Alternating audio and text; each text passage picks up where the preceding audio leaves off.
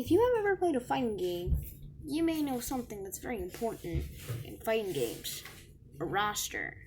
A roster is obviously a select screen when you're trying to pick a character or something. Smash only how to say a less roster obviously means that'll be much easier to pick your character. It'll be much easier for you to pick the one you're really good at. But a very big roster will be harder for you to pick your main character, the character you're really good at. Tier lists are very important. It's one of the most important things to have ever been made. Depending on the character being in the very bottom, on the very mid, or on the very top, some people may think that depending on the area they're on, it might change the way they play. So the way they play obviously changes the roster. We are going to be talking about some rosters in other fighting games. The first one we're going to be looking at is Super Smash Bros. 4. And if you don't know, the roster is pretty bland. Sure, I have all the corners. Here's the first one you start with is the Mario group. Mario, Luigi, Peach, Bowser, Yoshi, Zelina, Wario, Donkey Kong, and Diddy Kong. But some groups don't make sense, like Mr. Game & Watch and Little Mac being in an odd spot. Here you got the Zelda group.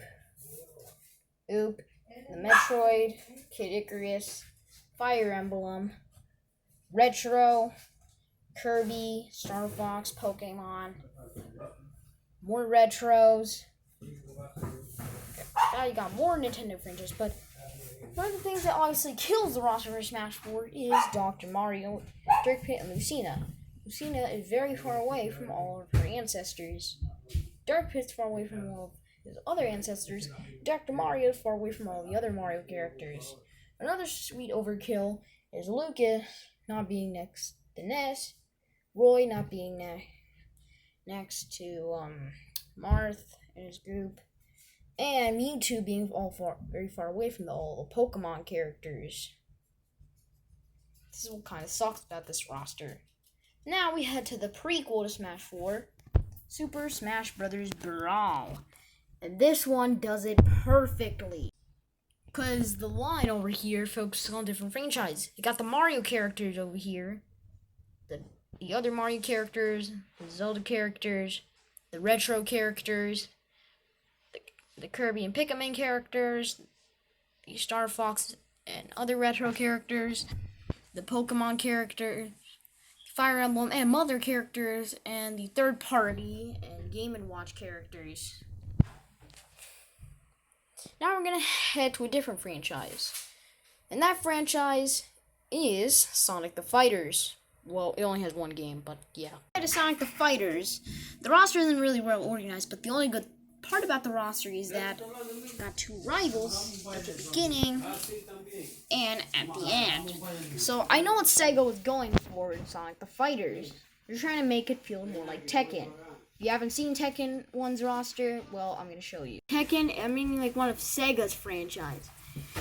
Another Sega franchise, Virtua Fighter. If you don't know, these two are obviously the main characters, and they're very far away from each other. Another way to do this is in a different franchise called Street Fighter 2. Street Fighter 2, Ryu's on the top, while Ken's on the bottom. Despite that being the same characters, but they're also rivals. How about the roster I kind of hate? One of the most hated rosters is obviously the one for King of Fighters EX Neoblood.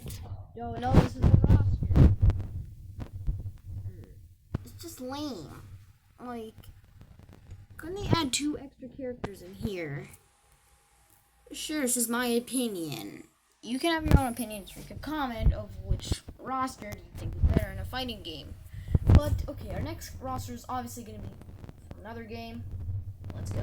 Mortal Kombat 3. The characters in this roster can head to these. So, got a couple of ninja characters in this spot. After that, you got the other ninja characters in this spot. More ninja characters in this spot. For that, we head to the other ninja.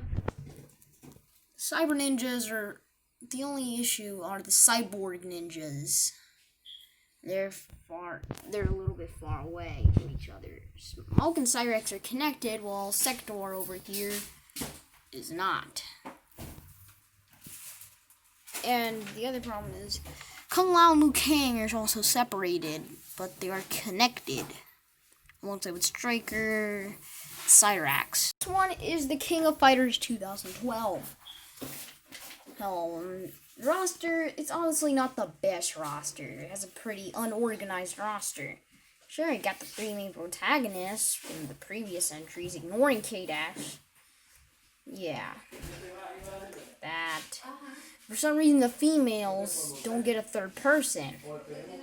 Leona and Athena are filled with question mark. Elizabeth and Mature don't even have a person in their spot. Now they have just the time limit spot.